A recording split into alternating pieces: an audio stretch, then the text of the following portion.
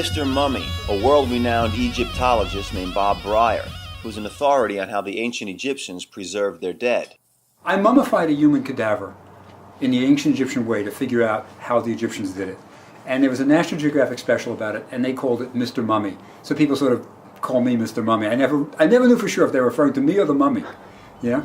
Bob grew up in the Bronx and still lives there in this building where he has 3 adjacent apartments filled with a huge collection of all things Egyptian.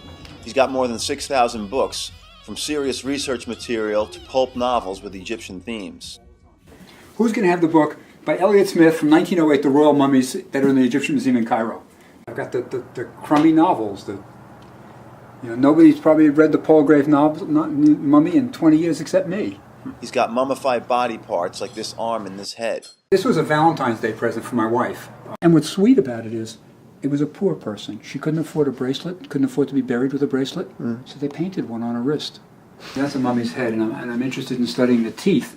And if you look at it, you can see the teeth are terrible, terrible condition, her teeth.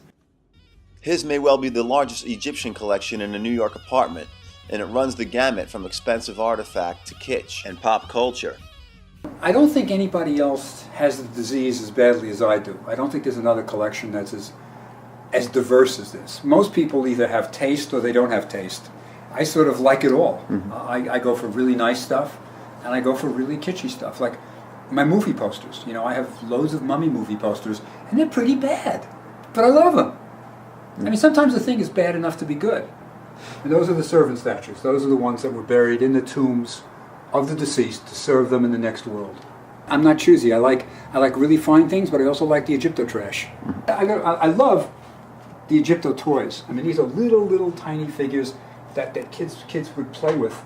And I like it too. I guess I'm just a big kid, but I learn a lot from them. But sometimes it's just for the fun of it. Sometimes it's just pure whimsy. It just strikes me as that this is funny, this is wacky, I love it, and I want it.